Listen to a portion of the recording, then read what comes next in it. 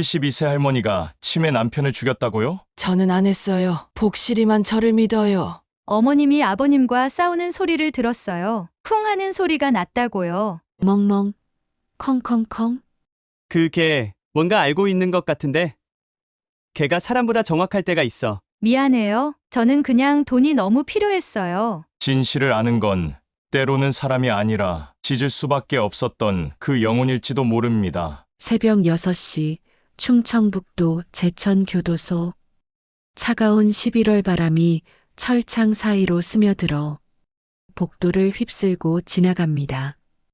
형광등 불빛이 차갑게 깜빡거리는 취조실안 72세 장옥내가 딱딱한 플라스틱 의자에 앉아 있었어요. 그녀의 손은 무릎 위에서 미세하게 떨리고 있습니다. 50년 넘게 농사일로 거칠어진 손이지만 지금은 마치 마른 나뭇잎처럼 시골 할머니의 모습 그 자체였습니다. 바스락거리고 있죠. 회색빛 교복이 그녀의 왜소한 몸을 감싸고 있는데 평생 고생만 하며 살아온 옥내의 눈가에는 지난 사흘간 제대로 잠들지 못한 흔적이 역력했어요. 붉게 충혈된 눈동자, 푹 패인 볼, 그리고 무엇보다도 그 눈빛에 서린 깊은 절망감. 하지만 그 절망감 속에는 분명한 억울함도 함께 자리 잡고 있었습니다. 그런데 이상합니다. 새벽부터 교도소 밖에서 개 짖는 소리가 계속 들려오고 있거든요. 멍멍, 컹컹, 기잉. 그냥 개가 짖는 소리가 아닙니다. 마치 무언가를 간절히 호소하는 것 같은 애절하고 처절한 울음소리죠. 때로는 높은 톤으로 날카롭게, 때로는 낮은 톤으로 구슬프게. 마치 사람이 울고 있는 것 같은 그 소리에 옥내의 마른 어깨가 미세하게 떨립니다. 교도소 복도에서 발자국 소리가 들려오더니 철문이 삐걱거리며 열립니다. 교도관 남기철이 서류 뭉치를 들고 들어서는데 그의 얼굴에는 당황스러운 표정이 역력했어요. 기철은 50대 중반, 키 175cm의 약간 나온 배, 그리고 20년 넘게 이 일을 해온 베테랑답게 무덤덤한 표정을 유지하려 노력하지만 오늘은 뭔가 달랐습니다. 할머니, 기철이 의자를 끌어당기며 옥내 앞에 앉습니다. 그런데 그 순간에도 밖에서 들려오는 개 짖는 소리 때문에 말을 이어가기가 어려웠어요. 저게가 대체 뭡니까? 어젯밤부터 교도소 정문 앞에서 저렇게 짖어대는데 경비원들이 쫓아내려고 해도 꿈쩍도 안 하고. 옥내가 천천히 고개를 들어 기철을 바라봅니다. 그 순간 기철은 깜짝 놀랐어요. 지난 20년간 수많은 범죄자들을 마주해봤지만 이런 눈빛은 처음 보는 거였거든요. 분노도 아니고 원망도 아니고 체념도 아닌 그냥 너무나 깊고 순수한 슬픔, 그리고 그 슬픔 속에 감춰진 간절한 호소가 있었습니다. 우리 복실이에요. 옥내의 목소리는 쉬어 있었습니다. 사흘간 울고 또 울어서 목이 다 쉰 것 같았어요. 복실이? 네. 우리 뱉고요. 5년째 기르고 있는 우리 강아지. 우리 복실이에요. 말을 하면서도 옥내의 눈에서 눈물이 똘똘 흘러내립니다. 그 눈물을 보며 기철은 이상한 느낌을 받았어요.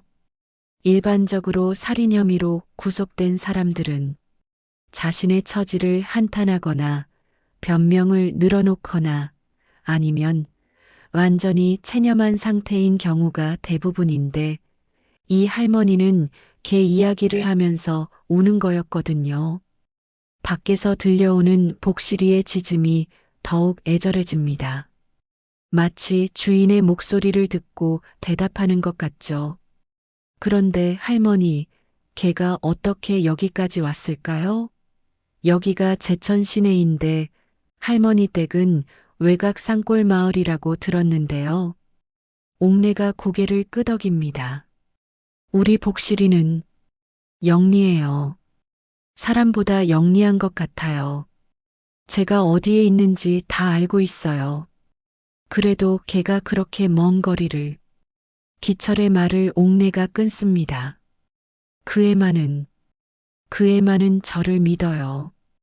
옥내의 목소리에 간절함이 배어 있었습니다. 걔는 봤어요, 그날을. 진짜 누가 우리 집에 와서 무슨 짓을 했는지, 누가 우리 영감님한테 말을 마치지 못하고 흐느끼기 시작하는 옥내. 그 울음소리가 밖으로 새어나갔는지 복실이의 짖음도 더욱 격렬해집니다. 기철은 20년간의 경험으로 사람을 판단해 왔습니다. 거짓말하는 사람들의 눈빛, 진실을 숨기려는 사람들의 몸짓, 그리고 정말로 억울한 사람들의 절망감까지. 그런데 이 할머니는 뭔가 달랐어요. 할머니, 정말로 남편분을 밀치신 게 아니라는 거예요? 옥내가 격하게 고개를 저었습니다. 그 순간 그녀의 눈에서 분노의 빛이 번뜩였어요. 아니에요. 절대 아니에요. 저는 우리 영감님을 50년 넘게 모셨어요. 치매가 걸려서 저를 못 알아봐도, 저한테 소리를 질러도 저는 한 번도 손가락 하나 대본 적 없어요. 그녀의 목소리가 떨리고 있었습니다. 억울함과 분노가 뒤섞인 목소리였죠. 그럼 누가 그랬다는 겁니까? 옥내의 주먹이 꽉 쥐어집니다. 며느리, 윤진경이 그랬어요. 그 여자가 우리 영감님을. 밖에서 복실이의 울음소리가 잠시 멈췄다가 다시 더욱 슬프게 울기 시작합니다. 마치 그 이야기를 듣고 함께 슬퍼하는 것 같았어요. 기철은 묘한 느낌을 받았습니다. 개와 주인이 이렇게 마음이 통할 수 있는 건지, 그리고 정말로 이 할머니가 무고한 건 아닌지. 그날 일을 말씀드리기 전에 저희가 어떻게 살았는지부터 얘기해야겠어요. 옥내가 떨리는 목소리로 말을 시작합니다. 밖에서 들려오던 복실이의 짖음이 잠시 잦아들었어요. 마치 주인의 이야기를 듣기 위해 귀를 기울이는 것 같았죠. 기철이 고개를 끄덕이며 펜을 들었습니다. 네, 천천히 말씀해 주세요. 옥내의 눈빛이 멀어집니다. 마치 시간을 거슬러 올라가는 것 같았어요. 우리 영감님, 박만수는 원래 정정하신 분이었어요. 75세인데도 혼자서 밭일 다 하시고 저보다 더 부지런하셨죠. 그런데 3년 전부터 조금씩 이상해지기 시작했어요. 충청북도 제천 외곽 산골마을 끝자락에 자리 잡은 작은 기와집. 대문도 없이 마당이 훤히 트여 있고 앞마당에는 고추와 배추를 키우는 작은 텃밭이 있었습니다. 그 집에서 옥내와 만수가 단둘이 살고 있었어요.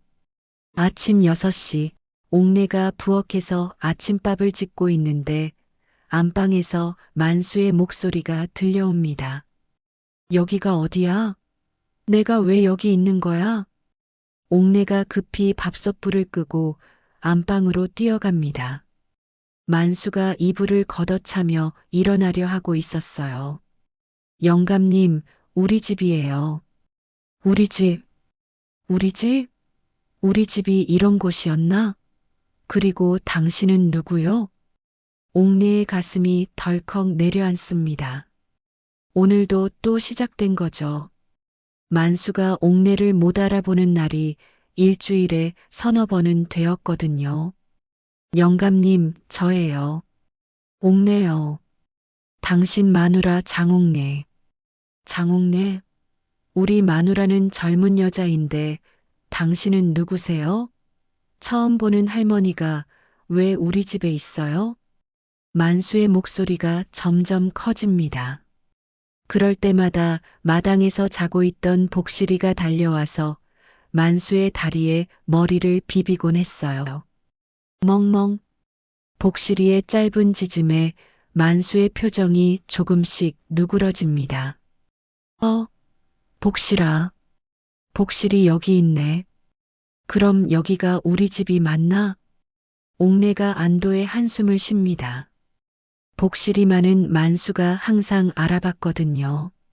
치매가 아무리 심해져도 복실이에 대한 기억만은 절대 잃지 않았어요. 그래요, 영감님. 여기가 우리 집이고 저는 당신 마누라 옥내예요. 복실이가 증명해 주잖아요.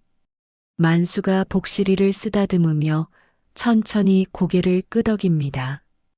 그래. 복실이가 있으니까 여기가 우리 집이 맞겠지. 근데 할머니, 우리 마누라 어디 갔어요? 젊고 예쁜 우리 마누라 말이에요. 옥내의 눈가에 눈물이 맺힙니다. 만수에게 옥내는 아직도 20대 새댁이었거든요. 50년 전 결혼했을 때의 모습으로만 기억하고 있는 거죠. 영감님, 제가 그 젊은 마누라예요. 세월이 많이 흘러서 늙었을 뿐이에요. 하지만 만수는 고개를 저었습니다. 아니에요. 우리 마누라는 20살도 안 됐는데 할머니는 너무 늙으셨어요. 다른 사람이에요. 그럴 때마다 옥내는 가슴이 찢어지는 것 같았어요. 하지만 화내거나 언성을 높인 적은 한 번도 없었습니다. 그냥 조용히 밥을 차려주고 옷을 갈아입혀주고 약을 먹여주고 50년 넘게 해온 그대로 돌봐드렸죠. 그런 옥내의 모습을 복실이가 항상 지켜보고 있었어요.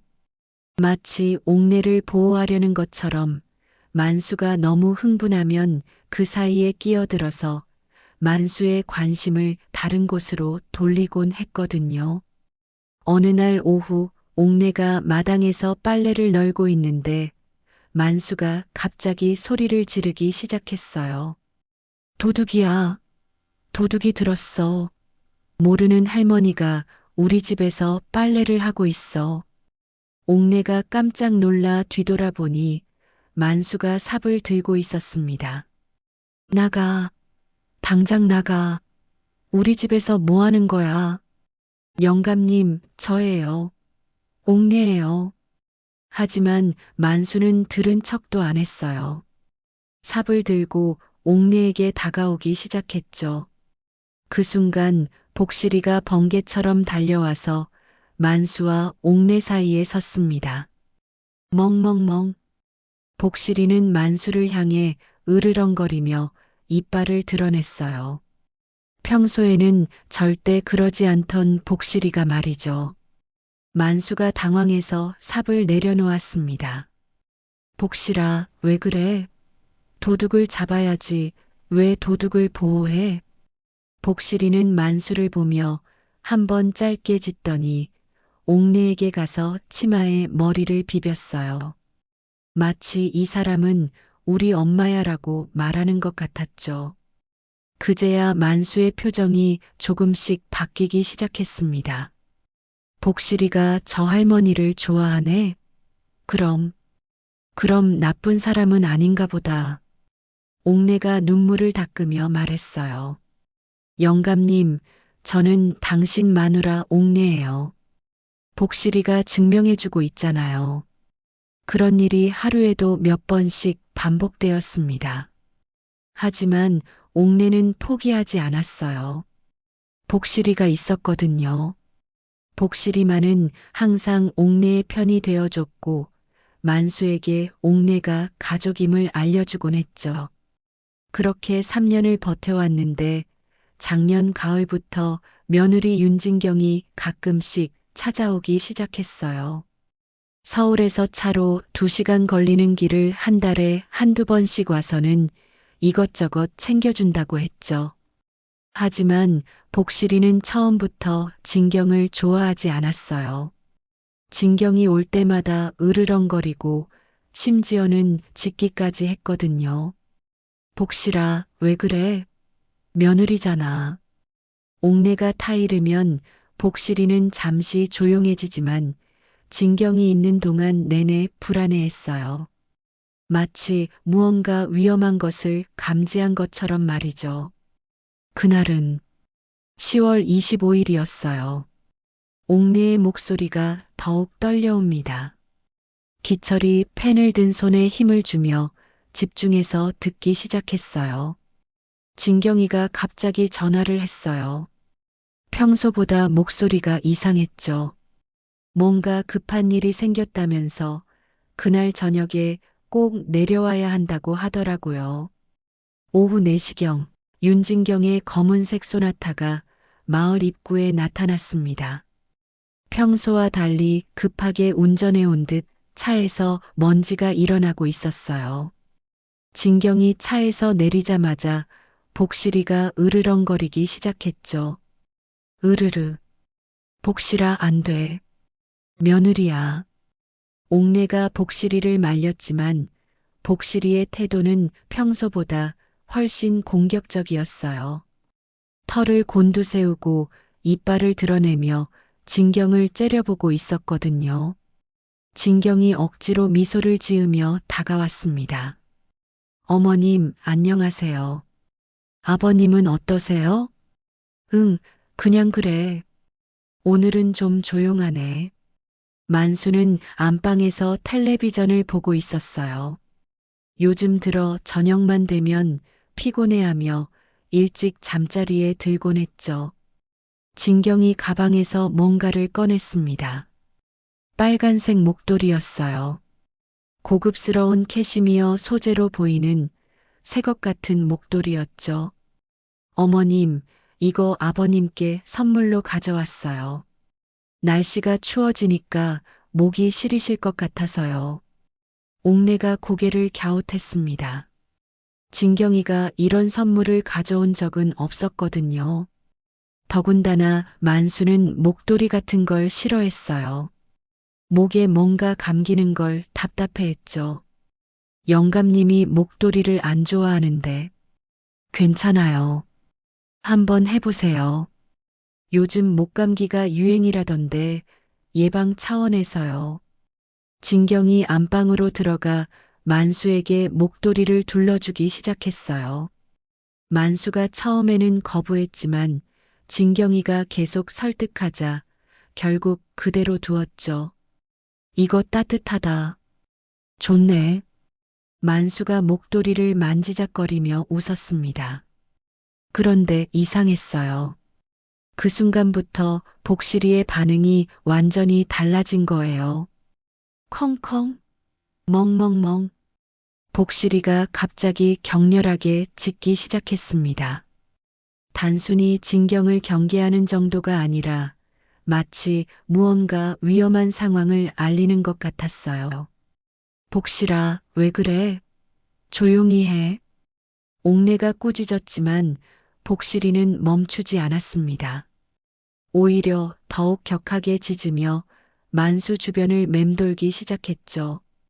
진경이의 얼굴이 순간 일그러졌습니다.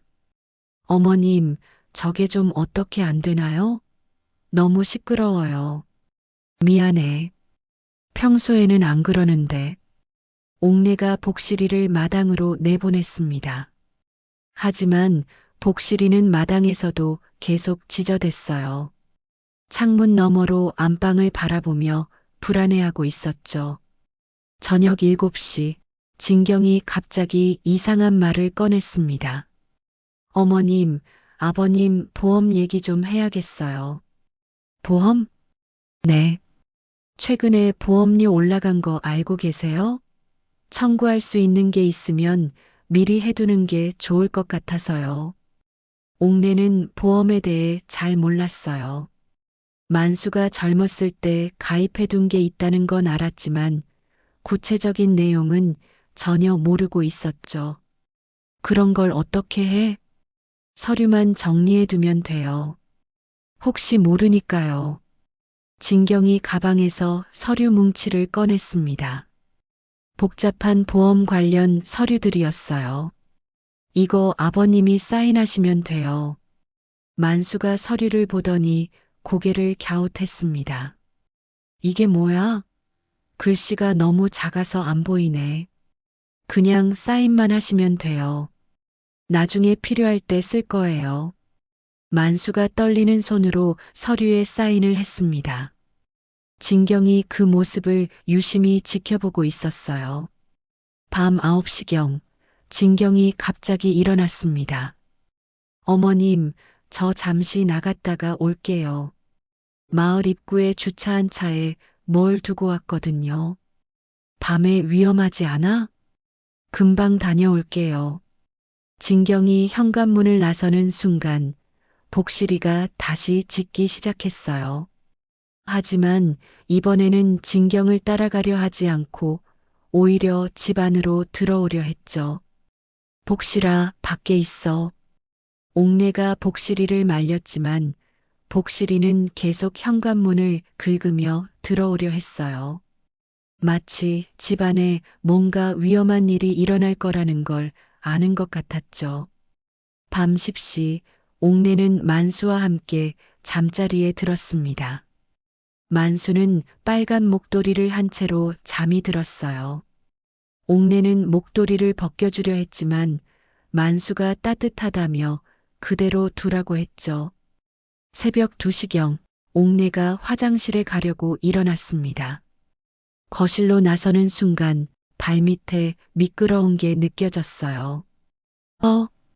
바닥에 손을 짚어보니 끈적한 액체가 묻어났습니다. 어둠 속에서는 뭔지 잘 보이지 않았어요. 옥내는 별 생각 없이 화장실을 다녀온 후 다시 잠자리에 들었죠. 아침 6시 옥내가 깨어나 안방을 보니 만수가 일어나지 않고 있었어요. 영감님, 일어나세요. 아침이에요. 대답이 없었습니다. 옥내가 만수를 흔들어 보니 차가웠어요. 영감님, 영감님. 옥내의 비명소리에 복실이가 달려왔습니다.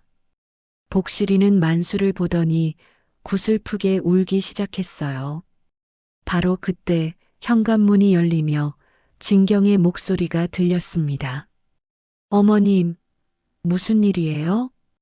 영감님이 깨어나지 않아. 진경이 안방으로 달려와서는 갑자기 소리를 질렀어요. 119에 신고해야 해요. 그런데 이상했습니다. 진경이는 119뿐만 아니라 112에도 전화를 걸었어요. 경찰서요? 제천 외곽산골 마을인데 사람이 죽었어요. 빨리 와주세요. 옥내가 당황했습니다. 왜 경찰까지 불러? 혹시 모르잖아요. 확인해 봐야죠. 30분 후 경찰차와 구급차가 동시에 도착했습니다. 경찰이 현장을 살펴보더니 복도 바닥에 핏자국을 발견했어요. 이게 뭡니까? 진경이 떨리는 목소리로 말했습니다. 어젯밤에 어머님이 아버님과 다투는 소리를 들었어요. 그리고 쿵 하는 소리가 났어요. 그런 일 없었어. 옥내가 소리쳤지만 이미 경찰의 의심은 시작된 후였습니다. 그날 오후가 제 인생에서 가장 끔찍한 시간이었어요. 옥내가 교도소 취조실에서 떨리는 목소리로 계속 이야기합니다. 밖에서는 여전히 복실이의 애절한 울음소리가 들려오고 있었어요. 경찰이 현장 검증을 시작한 건 오전 10시부터였습니다. 옥내는 마당 한 구석에 앉아서 남편의 시신이 들것에 실려나가는 모습을 바라볼 수밖에 없었죠. 50년을 함께 산 남편의 마지막 모습을 하얀 천에 덮인 채로 봐야 했던 거예요. 영감님, 영감님. 옥내가 일어나서 따라가려 했지만 경찰이 막았습니다. 할머니, 지금은 안 됩니다. 수사가 진행 중이에요. 저는 마누라예요. 마누라가 남편 얼굴도 못 본다는 게 말이 돼요? 하지만 경찰은 단호했습니다. 이미 옥내를 용의자로 보고 있었거든요. 그 순간 복실이가 달려와서 옥내 곁에 앉았어요. 평소 같으면 꼬리를 흔들며 반겼을 텐데 그날은 귀를 축 늘어뜨린 채 슬픈 눈으로 옥내를 바라보고 있었죠. 복실아, 우리 영감님 어디로 가는 거야? 복실이가 옥내의 무릎에 머리를 기댔습니다. 마치 엄마 괜찮다고 위로하는 것 같았어요. 오후 1시 마을 사람들이 하나둘씩 모여들기 시작했습니다. 경찰차와 구급차 때문에 소란스러워진 마을에 소문이 퍼진 거죠. 무슨 일이래? 박만수 할아버지가 죽었다던데. 어떻게? 마을 이장 김덕수가 다가와서 경찰에게 물어봤어요. 무슨 사고인가요? 아직 정확하지 않지만 타살 가능성을 배제할 수 없습니다. 그 말이 떨어지자마자 마을 사람들이 웅성거리기 시작했어요. 타살? 누가? 설마 마누라가? 치매 남편 돌보기 힘들었을 텐데. 옥내의 귀에 그 속삭임들이 고스란히 들렸습니다. 50년 넘게 이 마을에서 살면서 이웃들과 정을 나누며 지내왔는데 하루아침에 살인자 취급을 받게 된 거예요. 그런 일 없었어요. 저는 우리 영감님을. 옥내가 일어서서 소리쳤지만 사람들은 고개를 돌려버렸습니다. 마치 옥내를 보는 것 자체가 불편한 것처럼 말이죠. 오후 3시 진경이가 경찰서에서 진술을 마치고 돌아왔어요. 그녀의 얼굴에는 눈물이 마른 흔적이 있었지만 옥내에게는 차가운 시선을 보냈습니다. 어머님, 정말 실망이에요. 진경아, 나는 정말 아버님이 치매라고 해서 그렇게 하시면 안 되죠. 경찰한테 다 말했어요. 어젯밤에 어머님이 아버님과 싸우는 소리 들었다고. 옥내의 얼굴이 하얗게 질렸습니다. 그런 일 없었다고. 우리는 싸운 적 없어. 그럼 아버님이 어떻게 돌아가신 거예요? 멀쩡했던 분이 갑자기. 진경의 목소리에는 확신이 서려 있었어요. 마치 이미 결론을 내린 것 같았죠. 오후 4시 경찰이 옥내에게 수갑을 채웠습니다. 장옥래 씨, 남편 박만수 씨 살인 혐의로 긴급 체포합니다. 안 돼요. 저는 안 했어요. 옥내가 절규했지만 아무도 들어주지 않았어요. 경찰차로 끌려가는 옥내를 복실이가 따라오며 계속 지저댔죠. 멍멍, 컹컹컹. 복실이의 짖음은 단순한 짖음이 아니었어요.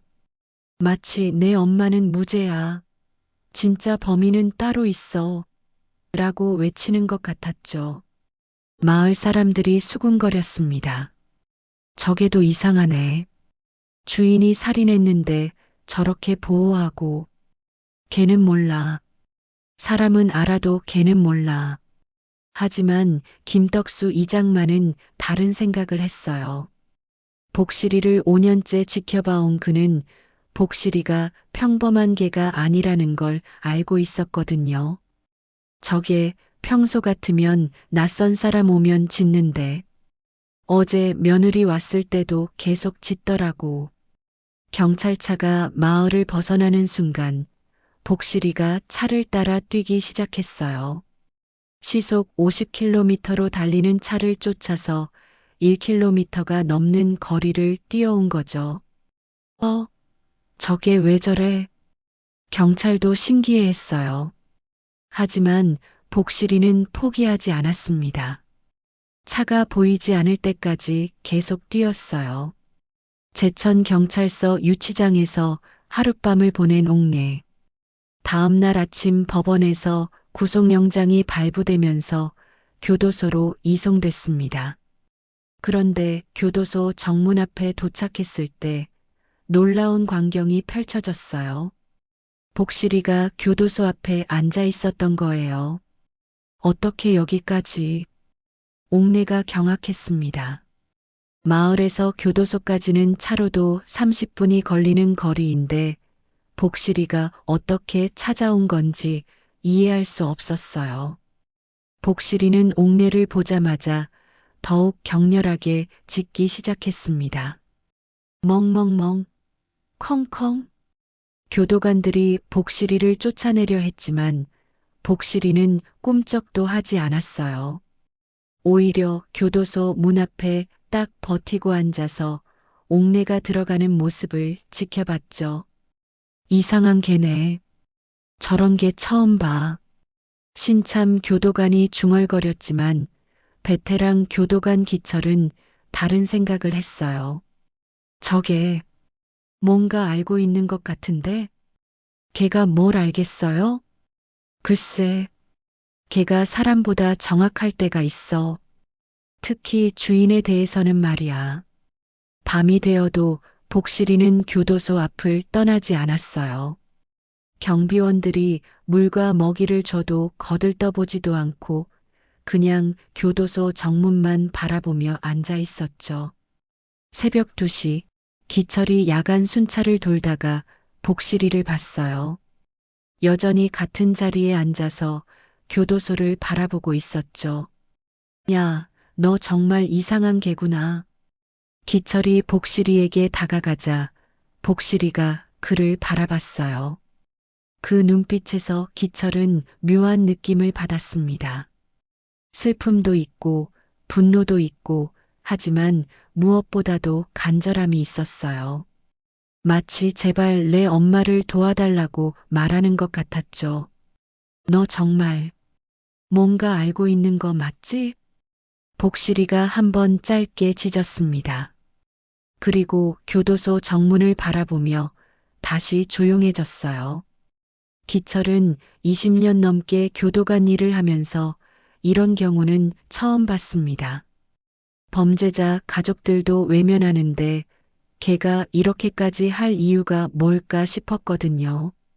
혹시 정말로 그 할머니가 무고한 건 아닐까? 교도관 남기철 54세.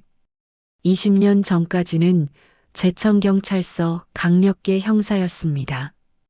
수많은 살인사건을 담당했고 범죄자들의 거짓말과 진실을 구분하는 눈을 가지고 있었죠. 하지만 한 사건에서 무고한 사람을 범인으로 몰아간 실수 때문에 사표를 내고 교도관이 된 거예요. 그래서 기철은 누구보다 억울한 누명의 무서움을 알고 있었습니다. 사흘째 되던 새벽 기철이 순찰을 돌다가 다시 복실이를 봤어요. 여전히 같은 자리에서 교도소만 바라보고 있었죠. 3일 동안 거의 먹지도 마시지도 않고 그 자리를 지키고 있었거든요. 야, 너 이러다 죽어. 기철이 복실이에게 물그릇을 가져다 줬어요. 복실이가 물을 조금 마시긴 했지만 여전히 자리를 뜨지 않았습니다. 정말 이상한 개야. 형사 생활 20년 하면서 이런 개는 처음 봐. 기철이 복실이를 쓰다듬으며 중얼거렸어요. 그때 복실이가 기철의 손을 핥더니 교도소 문을 향해 한번 짖었습니다. 마치 제발 들어가서 우리 엄마 좀 도와달라고 말하는 것 같았죠. 걔가 사람을 판단하는 법이 있다고 하더라. 사람보다 낫다니까. 기철의 머릿속에 옛 선배 형사의 말이 떠올랐어요. 수사 현장에서 걔들이 범인과 피해자를 구분하는 걸 여러 번 봤었거든요. 다음 날 오후 기철은 옥내와 다시 면담을 했습니다. 할머니, 며느리분에 대해서 좀 더 자세히 말씀해 주세요. 진경이요? 그 애는 겉으로는 착해 보이지만 뭔가 차가운 구석이 있어요. 옥내의 목소리에 확신이 서려 있었습니다. 구체적으로 어떤 점이요? 우리 영감님이 치매 걸리고 나서부터 자주 오기 시작했어요. 전에는 명절에도 안 왔는데 말이에요. 그리고 항상 보험 얘기만 하더라고. 기철의 눈빛이 날카로워졌어요. 보험 얘기를? 네.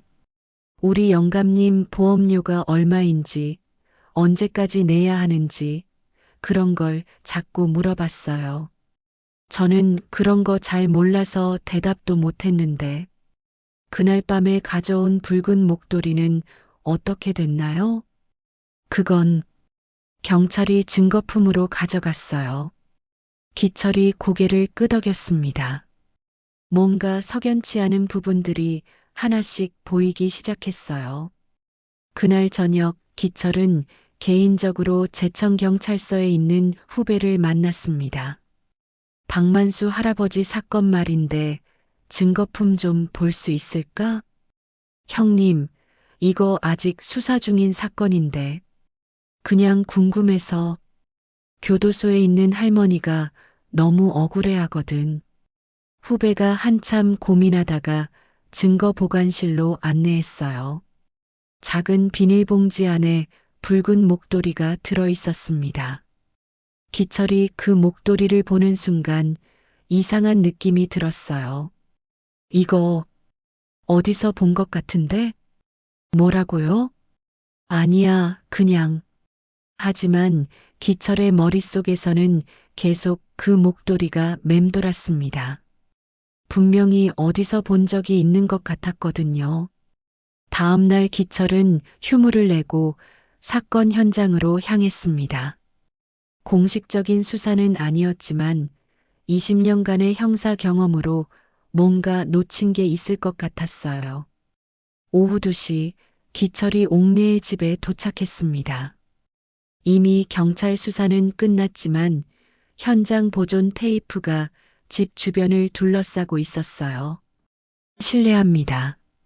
교도관인데 잠시 현장 확인 좀 하겠습니다. 마을 이장 김덕수가 다가왔어요. 아, 그 할머니 담당하시는 분이세요? 네. 혹시 그날 밤에 이상한 점 없었나요? 김덕수가 고개를 갸웃했습니다. 글쎄요. 며느리 차가 밤늦게 나가는 걸 봤는데 그게 좀 이상했어요. 밤늦게요? 네. 11시쯤 됐을 거예요. 보통은 일찍 가던데 그날은 늦게까지 있다가 갔더라고요. 기철이 집 주변을 둘러봤습니다. 복실이가 평소에 지내던 마당, 그리고 사건이 일어난 안방까지 무언가 단서가 있을 것 같았어요. 마당 한 구석에서 이상한 걸 발견했습니다. 흙바닥에 차 타이어 자국이 2개 있었어요. 하나는 오래된 것 같았지만 다른 하나는 비교적 최근에 생긴 것 같았죠. 이상하네. 며느리 차는 마을 입구에 주차했다고 했는데 기철이 타이어 자국을 자세히 살펴봤어요. 폭이 넓은 고급 승용차 타이어였습니다. 그때 마을 입구 쪽에서 소음이 들렸어요. 기철이 그쪽으로 가보니 CCTV 한 대가 설치되어 있었습니다. 저게 언제부터 있었지? 김덕수에게 물어보니 3달 전에 설치했다고 했어요. 마을에 도둑이 들어서 방범용으로 설치한 거였죠. 그럼 그날 밤 영상도 있겠네요?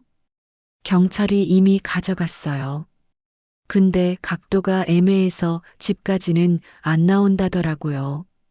기철이 CCTV 각도를 확인해 봤어요. 정말로 옥내 집은 사각지대였습니다. 하지만 마을 입구 도로는 확실하게 찍히고 있었어요. 차량 출입은 다 나오겠군요. 그날 저녁 기철은 다시 후배를 만났습니다. 그날 밤 CCTV 영상 좀 볼 수 있을까? 형님, 정말 이러시면 안 돼요. 5분만. 그냥 호기심이야. 후배가 어쩔 수 없이 영상을 보여줬어요. 10월 25일 밤 영상에서 윤진경의 검은색 소나타가 오후 4시에 들어오는 게 보였습니다. 그리고 밤 11시 20분경에 나가는 것도 확인됐어요. 그런데 이상한 점이 있었습니다. 잠깐, 이거 다시 봐봐. 11시 20분 영상을 다시 재생했어요. 차에서 내리는 사람의 모습이 아주 잠깐 보였는데 목에 빨간 뭔가를 두르고 있었습니다. 저거 목도리 아냐? 기철의 심장이 빨라졌어요. 증거품으로 보관된 붉은 목도리를 진경이가 차고 나간 거라면. 형님, 이거 뭔가 이상한데요? 그러게. 피해자가 차고 있었다던 목도리를 범인이 가지고 나간 거잖아. 그 순간 기철의 머릿속에서 퍼즐 조각들이 맞춰지기 시작했습니다. 보험금, 치매 환자, 그리고 의도적으로 증거를 조작한 듯한 흔적들. 이거 완전히 짜고 친 각본이네. 기철이 주먹을 꽉 쥐었습니다. 20년 전 자신이 저질렀던 실수가 떠올랐어요. 무고한 사람에게 누명을 씌우는 것의 끔찍함을 누구보다 잘 알고 있었거든요. 할머니가 맞았어. 진짜 범인은 따로 있다. 다음 날 오전, 기철은 마음을 정했습니다. 20년 전 무고한 사람에게 누명을 씌웠던 죄책감 때문에 교도관이 된 그였지만 이번에는 절대 같은 실수를 반복할 수 없었어요. 할머니와 걔를 만나게 해드릴게요. 기철이 동료들에게 말했을 때 모두가 고개를 갸웃했습니다. 교도소에서 걔 면회? 그런 규정 있나? 특별한 경우니까요. 저도 20년 넘게 이 일하면서 이런 경우는 처음 봐요. 오후 2시 교도소 접견실. 평소에는 가족들이 오는 곳이지만 오늘은 특별한 면회객이 있었어요. 복실이가 기철의 안내를 받아 접견실로 들어온 거죠. 옥내가 접견실 유리창 너머로 복실이를 본 순간 눈물이 터져 나왔습니다. 복실아, 복실이. 복실이도 옥내를 보자마자 아빠를 유리창에 대고 킁킁거리기 시작했어요. 5일 만에 만난 주인과 걔, 둘 다 울고 있었죠. 복실아, 엄마가 여기 있어. 엄마 억울해. 정말 억울해. 옥내가 흐느끼며 말하자 복실이가 갑자기 고개를 들어 접견실 천장을 바라봤어요. 거기에는 감시 카메라가 설치되어 있었습니다. 복실이의 행동이 이상해지기 시작했어요. 카메라를 뚫어져라 바라보더니 갑자기 목청껏 짖기 시작한 거죠. 멍멍멍, 컹컹컹. 단순한 짖음이 아니었어요. 마치 무언가를 간절히 호소하는 것 같은 절규에 가까운 소리였죠. 복실아, 왜 그래? 엄마 여기 있잖아. 하지만 복실이는 옥내를 보지 않고 계속 카메라만 바라보며 지저댔어요. 그 모습을 지켜보던 기철의 눈이 번뜩였습니다. 잠깐, 저 각도. 기철이 복실이가 바라보는 방향을 따라봤어요. 접견실 감시 카메라의 각도가 마을 입구 CCTV와 비슷했습니다. 그리고 복실이는 마치 그 카메라가 뭔가를 봤다는 걸 알고 있는 것 같았어요. 그게 목도리를 본 거야. 기철의 머릿속에서 모든 게 연결되기 시작했습니다. 복실이는 그날 밤 진경이 붉은 목도리를 하고 차에 타는 모습을 봤던 거예요. 그리고 지금 그 기억을 카메라 각도로 표현하고 있는 거였죠. 며느리가 차에 타던 장면. 내가 봤던 그 CCTV 앵글하고 똑같아. 복실이의 짖음이 더욱 격렬해졌습니다. 마치 이걸 봐. 여기에 증거가 있어. 라고 말하는 것 같았어요. 옥내도 복실이의 이상한 행동을 눈치챘습니다. 복실아, 너 뭘 본 거야? 그날 밤에 뭘 봤어? 그 순간 복실이가 짖음을 멈추고 옥내를 바라봤어요. 그 눈빛에는 분명한 메시지가 있었습니다. 엄마, 나는 알고 있어. 진짜 나쁜 사람이 누군지. 기철이 급히 밖으로 나가서 후배에게 전화를 걸었어요. 야, 그 CCTV 영상 다시 자세히 봐야겠어. 특히 며느리가 차에 타는 부분 말이야. 형님, 왜 그러세요? 걔가 알려줬어. 그 걔가 결정적인 단서를 알고 있다고. 걔가요? 믿기 어렵겠지만 그 걔는 그날 밤 모든 걸 봤어. 그리고 지금 우리에게 알려주고 있는 거야. 그날 저녁 기철은 다시 증거 보관실에 갔습니다. 이번에는 붉은 목도리를 더 자세히 살펴봤어요. 목도리 끝부분에 작은 실 한 가닥이 뽑혀 있었습니다. 그리고 그 실에는 미세한 핏자국이 묻어 있었어요. 이거 피해자 혈액이 아닐 수도 있겠는데? 기철이 현미경으로 자세히 보니 핏자국 패턴이 이상했어요. 목도리를 목에 둘렀을 때 생기는 패턴이 아니라 목도리를 다른 곳에 문질렀을 때 생기는 패턴 같았거든요. 혹시 이게 범인의 피? 그 순간 기철의 휴대폰이 울렸어요. 후배한테서 온 전화였습니다. 형님, 대박 발견했어요. 뭘? CCTV 영상을 고화질로 확대해 봤는데 며느리 손에 상처가 있어요. 밴드를 붙이고 있더라고요. 기철의 심장이 빨라졌어요. 언제부터? 들어올 때는 없었는데 나갈 때만 있어요. 그것도 오른손 등에 꽤 깊은 상처 같아요. 그거다. 기철이 소리쳤습니다. 모든 퍼즐이 맞춰지고 있었어요. 며느리가 시아버지를 죽이는 과정에서 손등이 다쳤고 그 피가 목도리에 묻은 거야. 그래서 목도리를 가지고 나간 거고, 다음 날 아침 기철은 다시 복실이를 데리고 옥내를 만났습니다. 할머니, 복실이가 우리에게 중요한 단서를 알려줬어요. 정말요? 네. 이제 진실이 밝혀질 거예요. 복실이가 옥내를 보며 조용히 꼬리를 흔들었어요. 마치 엄마, 이제 괜찮아라고 말하는 것 같았죠. 하지만 아직 끝나지 않았습니다. 윤진경을 체포하려면 더 확실한 증거가 필요했어요. 그리고 그 증거를 찾기 위해서는 복실이의 도움이 더 필요했죠. 복실아, 우리가 엄마를 구하려면 내가 더 도와줘야 해.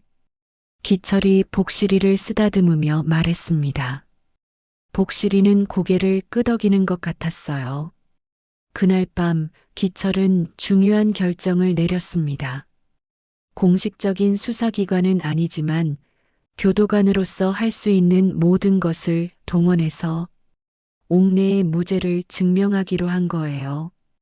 20년 전에는 내가 무고한 사람을 범인으로 만들었지만 이번에는 무고한 사람을 구해내겠어. 밖에서는 여전히 복실이가 교도소를 지키고 있었어요.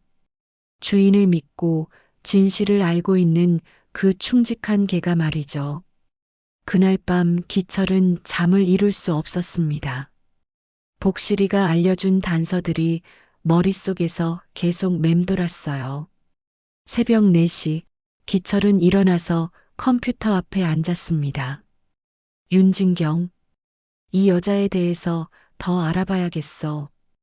윤진경, 43세, 서울 강남구 거주. 겉으로는 평범한 가정주부처럼 보였지만 기철의 형사 본능이 뭔가 이상하다고 속삭이고 있었거든요. 보험사에 근무하는 후배에게 전화를 걸었습니다. 미안해, 새벽에. 윤진경이라는 사람 보험 가입 이력 좀 확인해 줄 수 있어? 형, 이거 개인정보인데. 부탁이야. 무고한 할머니가 억울하게 갇혀 있어. 1시간 후 충격적인 사실이 드러났습니다. 형, 이거 완전 이상해요. 윤진경이 지난 5년간 가족 명의로 생명보험을 무려 8건이나 가입했어요. 그것도 모두 거액이고요. 8건? 네. 시아버지, 시어머니, 남편, 심지어 본인 부모님까지 모든 수익자가 본인이에요. 기철의 등골이 서늘해졌어요.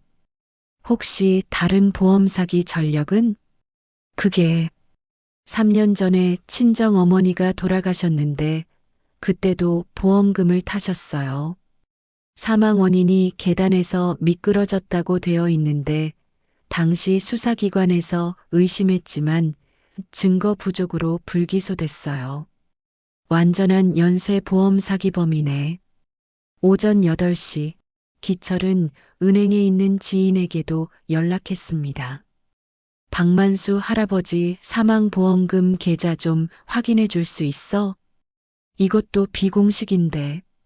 제발 부탁해.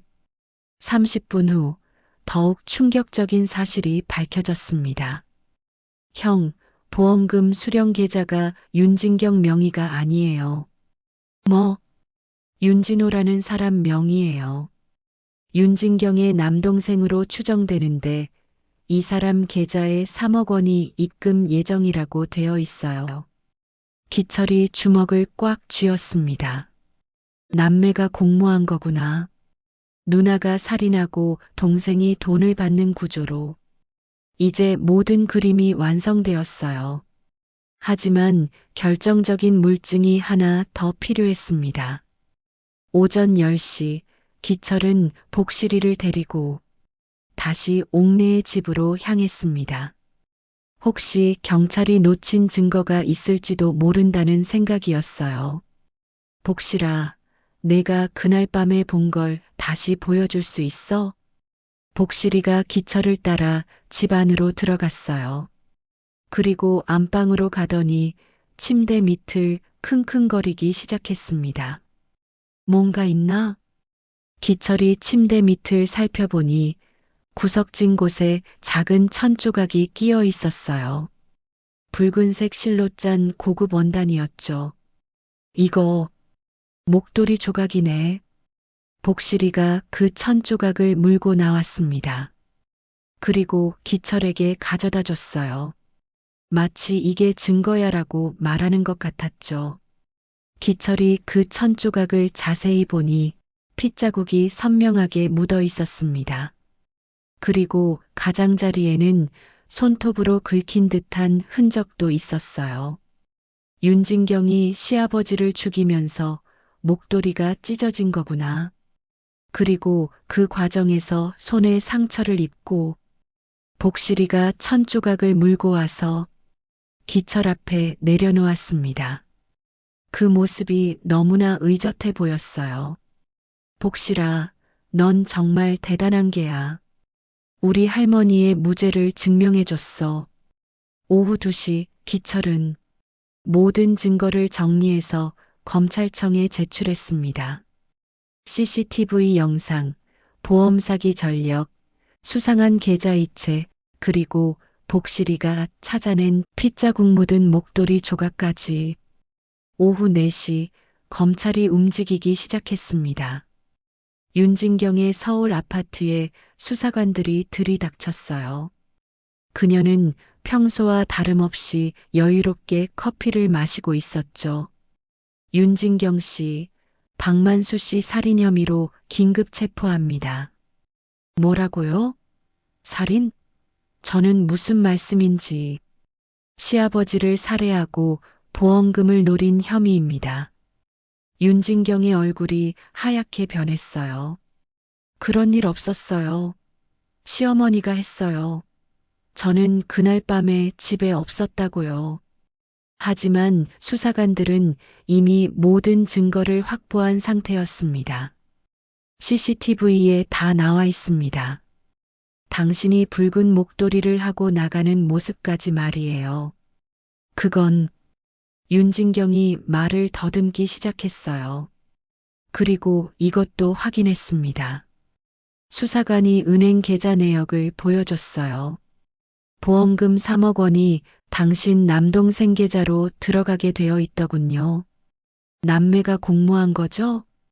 윤진경의 다리에 힘이 빠졌습니다. 아니에요. 그게 아니에요. 그럼 뭐예요? 저는 그냥 돈이 너무 필요했어요. 아이들 학원비도 내야 하고, 아파트 대출금도 갚아야 하고, 윤진경이 무너지기 시작했어요.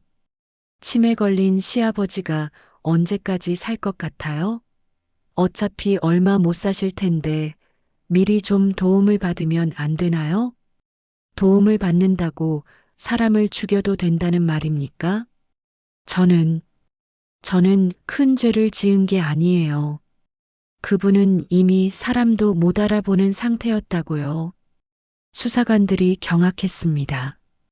치매 환자라고 해서 생명의 가치가 다르다고 생각하는 그녀의 모습에 말이에요. 윤진경 씨, 당신은 3억 원 때문에 무고한 시아버지를 죽이고 선량한 시어머니에게 누명을 씌웠습니다. 윤진경이 주저앉으며 울기 시작했어요. 미안해요. 정말 미안해요. 하지만 저도 너무 힘들었어요. 그날 저녁 9시 윤진경의 자백으로 모든 진실이 밝혀졌습니다. 그녀는 시아버지에게 수면제를 탄 차를 먹인 후 의식을 잃은 상태에서 목을 졸라 죽였어요. 그 과정에서 목도리가 찢어지고 자신의 손에도 상처가 났죠. 그리고 시어머니가 잠든 사이 복도에 시아버지의 피를 흘려서 마치 넘어져서 다친 것처럼 위장했습니다. 하지만 그녀는 한 가지를 계산하지 못했어요. 복실이가 모든 걸 지켜보고 있었다는 사실을 말이죠. 11월 15일 오전 10시 제천지방법원. 윤진경의 자백과 결정적 증거들로 인해 옥내에 대한 무죄 판결이 내려졌습니다. 피고인 장옥래는 무죄. 판사의 선고가 떨어지는 순간 법정에 있던 모든 사람들이 안도의 한숨을 쉬었어요. 옥래는 믿어지지 않는다는 표정으로 벤치에 앉아 있었죠. 할머니, 이제 집에 가실 수 있어요. 기철이 옥래의 어깨를 토닥이며 말했습니다. 옥래의 눈에서 눈물이 주르륵 흘러내렸어요. 정말인가요? 제가 집에 갈 수 있다고요? 네, 모든 게 끝났어요. 복실이가 기다리고 있을 거예요. 법원 밖으로 나오자 복실이가 기철 옆에서 꼬리를 흔들며 기다리고 있었습니다. 20일 만에 주인과 다시 만나게 된 거죠. 복실아. 옥래가 무릎을 꿇고 복실이를 안았어요. 복실이는 옥래의 얼굴을 계속 핥으며 기뻐했습니다. 그 모습을 본 사람들의 눈가에도 눈물이 맺혔어요. 복실아, 고마워. 정말 고마워. 내가 아니었으면 엄마는. 말을 마치지 못하고 흐느끼는 옥래. 복실이는 조용히 옥래 품에 안겨서 주인의 냄새를 맡고 있었죠.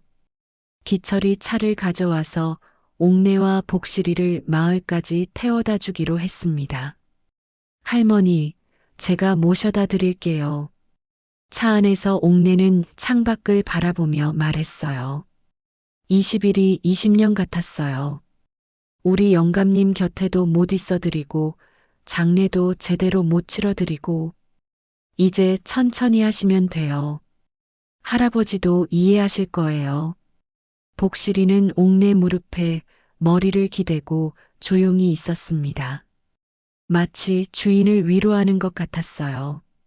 오후 2시 드디어 집에 도착했습니다.